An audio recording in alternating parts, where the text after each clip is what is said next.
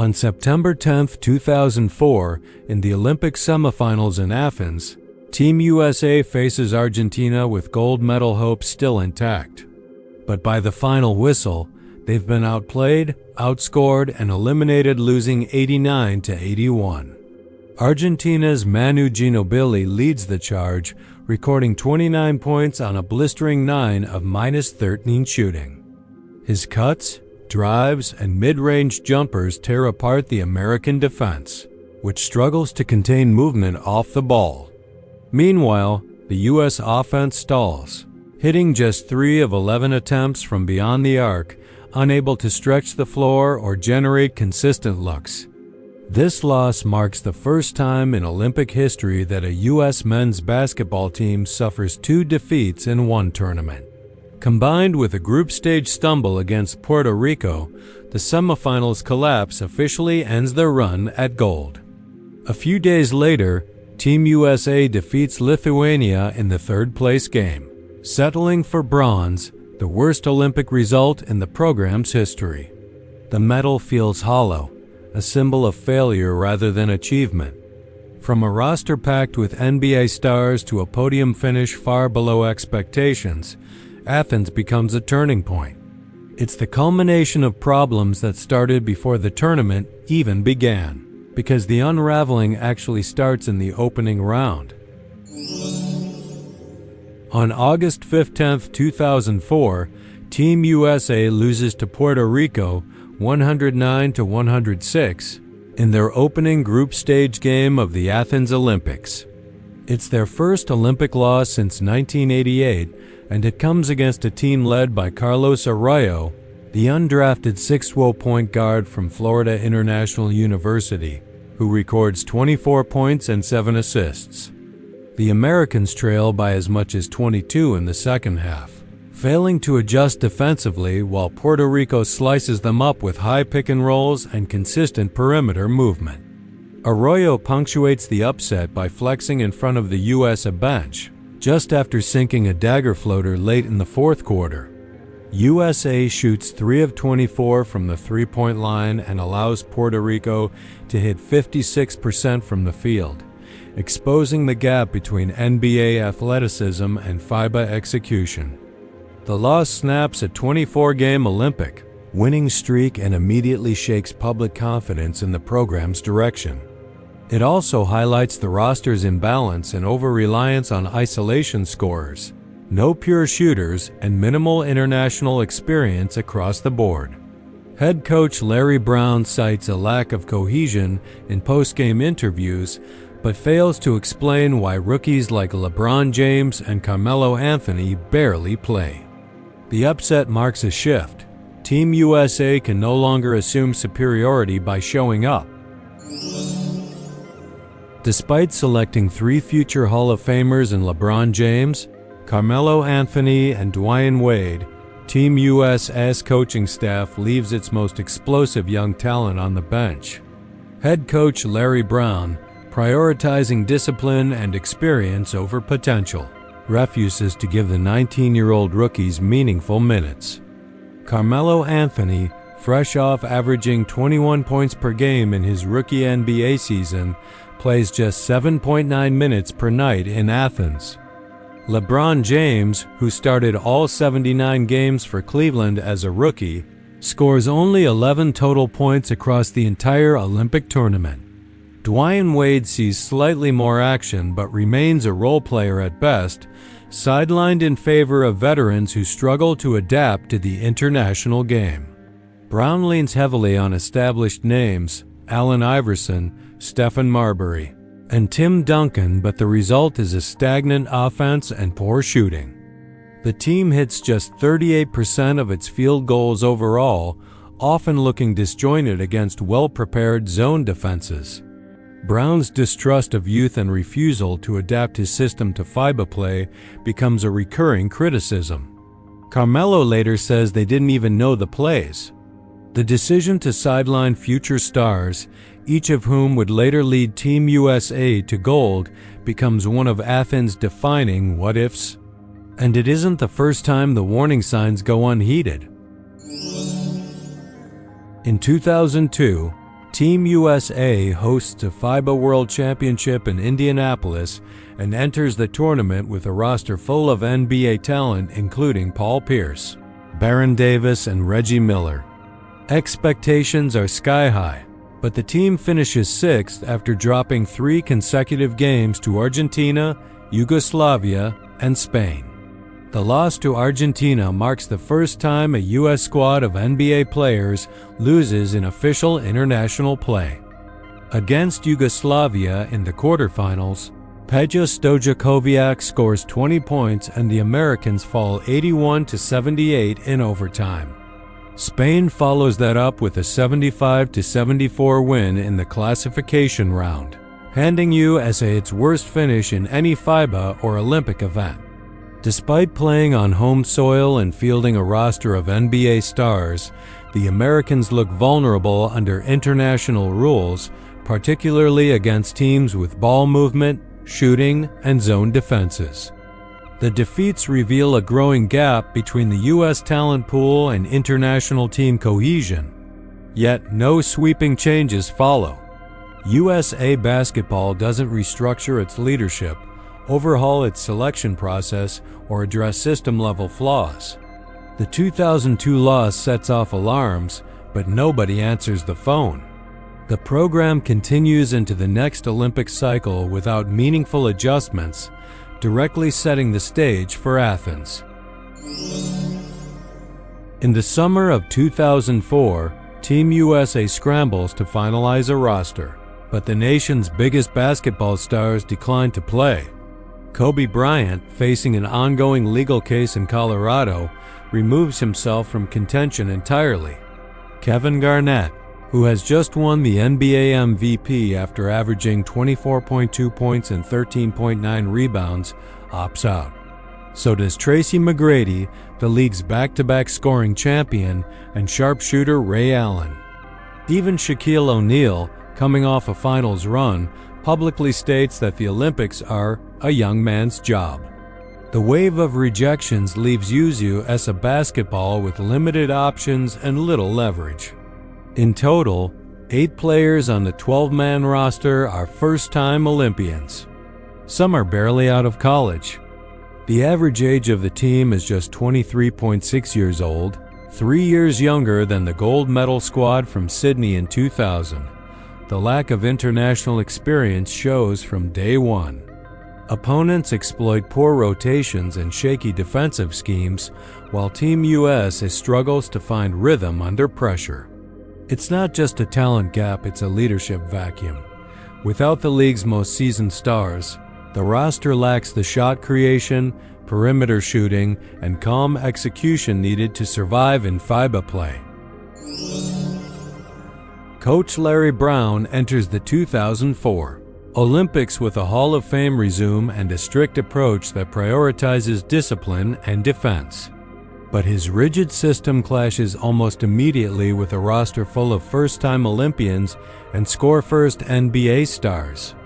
Brown sidelines elite shooters like Michael Redd and Kyle Korver, both top 5 in three-point percentage that season, on the basis that they lack defensive versatility. The result is a team that can't stretch the floor, shooting just 31.4% from deep and averaging fewer than 6 threes per game. Brown insists on a defensive identity, but the team still allows 85.5 points per game, nearly 10 more than the 2000 gold medal squad. Tension builds with each game. Players grumble about unclear roles, unpredictable rotations, and a playbook that feels both overly structured and underexplained. Veterans like Allen Iverson bristle under Brown's philosophy, while rookies like LeBron James and Carmelo Anthony barely see the floor. Without a clear hierarchy or offensive plan, possessions break down into isolation plays and the team's assist rate plummets. Players reportedly don't even practice together some days. Chemistry dissolves mid-tournament, and by the semifinal, the team looks disjointed and reactive. Brown's leadership, grounded in control, ultimately accelerates the collapse. The dysfunction becomes fully exposed against a team built on cohesion and trust. Manu Ginobili, a 6'6" shooting guard drafted 57th overall by the Spurs in 1999, becomes the breakout star of the 2004 Athens Olympics. In Argentina's group stage battle against Serbia, he delivers one of the tournament's most iconic moments, a last-second game-winning layup through traffic that seals a 83-82 victory. That single play cements his role as Argentina's leader and sets the tone for what becomes a gold medal campaign. Over the course of the tournament, Ginobili averages 19.3 points per game while shooting over 50% from the field. His poise against NBA defenders and his ability to attack off the dribble baffles Team USA, who struggle to contain international guards operating with greater freedom under FIBA rules. Argentina rides his momentum all the way to the final, where they dismantle Italy 84-69 to win the country's first ever Olympic basketball gold. Ginobili's combined resume Olympic gold, a EuroLeague title with Virtus Bologna, and an NBA championship with San Antonio makes him the first player in history to win all three. He adds a second NBA title just months later in 2005. Closing parenthesis. By the end of the tournament, Manu is not just a Spurs gem, he's a global icon whose ascent marks a major shift in basketball's balance of power. The NBA's longtime assumption that international stars can't dominate on the world stage collapses in real time. Team USA now faces a new truth. They're no longer guaranteed gold just by showing up. In the fourth game of the 2004 Olympic group stage, Team USA falls 94-90 to Lithuania, a loss that cements a growing reality. The world is no longer intimidated. Lithuania's offense flows with precision as point guard Zarnas Jasikevičius slices through the American defense for 28 points, including 4 three-pointers. His teammates space the floor, swing the ball quickly, and force slow rotations from a disorganized U.S. squad. The Lithuanian pick-and-roll exposes gaps in Team US's switching scheme, and Jasikevičius exploits them with a controlled tempo that keeps the Americans reacting, not dictating. It's not just the shooting, it's the cohesion, the movement, the awareness of every angle and second on the clock. Jasikevičius goes undrafted by the NBA, yet outplays 3 top 5 picks in one night. The core issue is systemic. International teams play zone defense, which is legal under FIBA rules, and that zone packs the paint and dares the U.S. to shoot over it. But with no consistent perimeter threats and minimal off-ball movement, the Americans stall on nearly every half-court possession. The team records just 14 assists on 30 made field goals, a stat that highlights isolation over ball movement. Meanwhile, Lithuania scores efficiently by finding open shooters and cutting off double teams. The game ends with Lithuania ahead, not because of star power, but because their team operates with structure. Team USA looks more like 5 freelancers, and the scoreboard confirms it.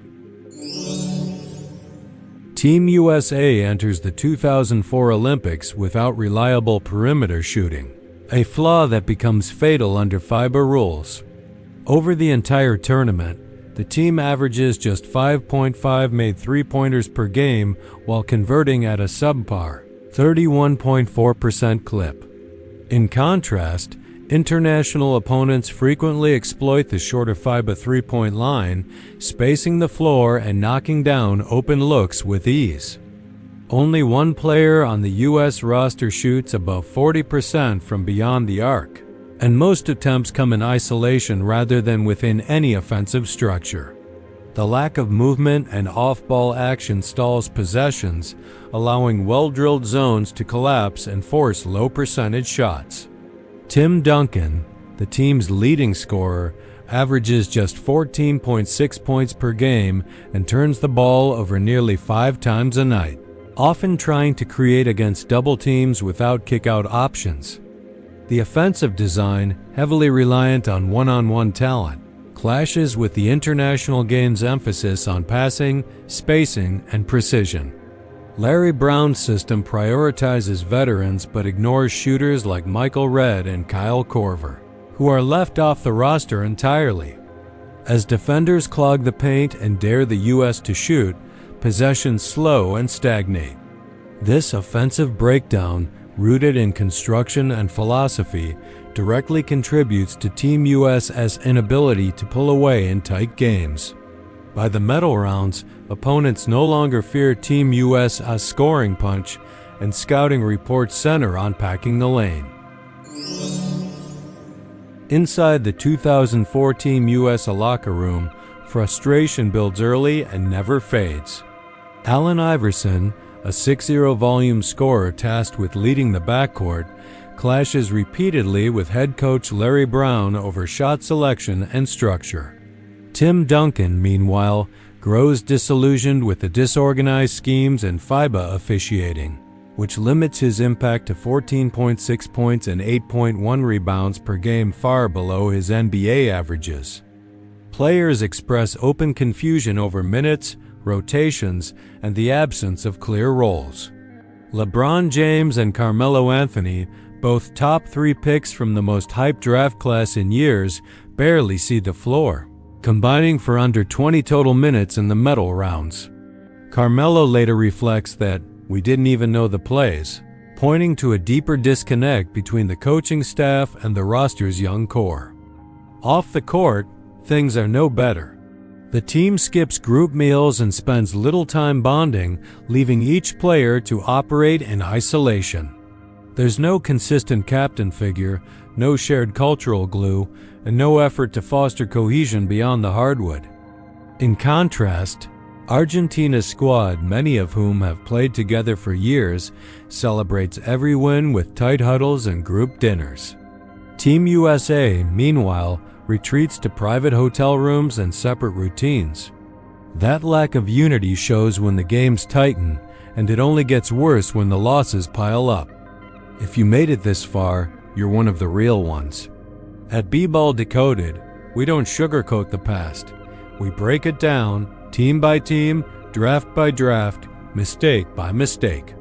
If you love deep NBA stories, critical breakdowns, and raw basketball truth, hit that like button, subscribe for more Team Deep Dives, and ring the notification bell so you don't miss what's coming next.